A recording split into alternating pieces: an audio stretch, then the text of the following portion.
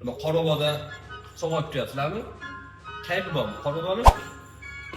Aziz do'stlar, mana bizning chegirmamiz ham o'z nihoyasiga yetib bormoqda. Yangi yilga ham ozgina fursat qoldi. Lekin mana bir xafa qilgan narsa bor. Akademiya Otabek shogird tushmoqchi bo'lib yozayotgan ukalarimiz 7,5 million so'm namuncha qimmat deb aytishyaptiki, siz 20 million bizda kasb o'rganish narxi. Bu ham arzon narxi 20 million ham. Ya'ni biz kasbimizni juda ham yuqori baholaymiz.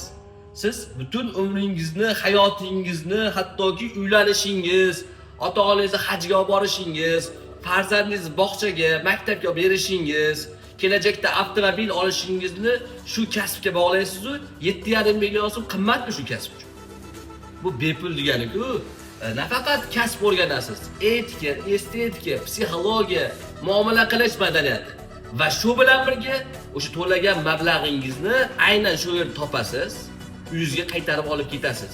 Ota-onangiz oldida ham, farzandlaringiz oldida ham, oilangiz oldida ham, meni oldimda ham yuzingiz yorug' bo'ladi.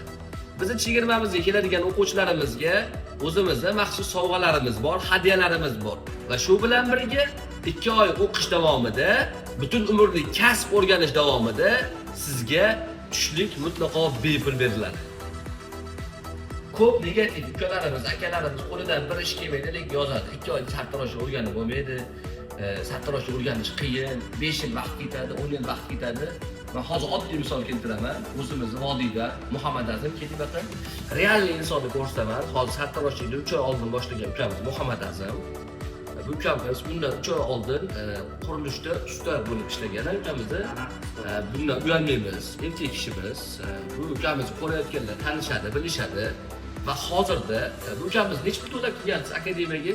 Akademiyaga bosh to'lov 15 million to'laganman. Hozir necha pul bo'ldi bizda o'qish?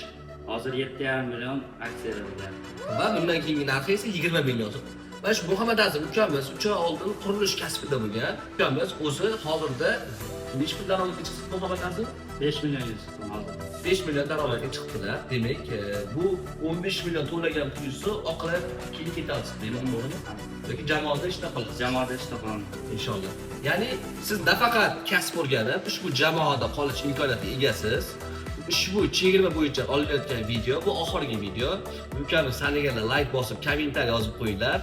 Muhammad Azim o'sha xudo xolasa biz jamoada qoladi va mana shu chegirmada kelgan o'quvchilarimizga ham qayta ishlashga yordam berishadi inshaalloh. Va shu bilan birga biz jamoamizda juda ko'p shogirdlarimiz bor, ular ham yordam berishadi. Ushbu sovg'alar sizlar uchun va yangi kasb sizlar uchun, yangi imkoniyat sizlar uchun. Endi savol, sizga 7,5 million juda qimmat narxmi?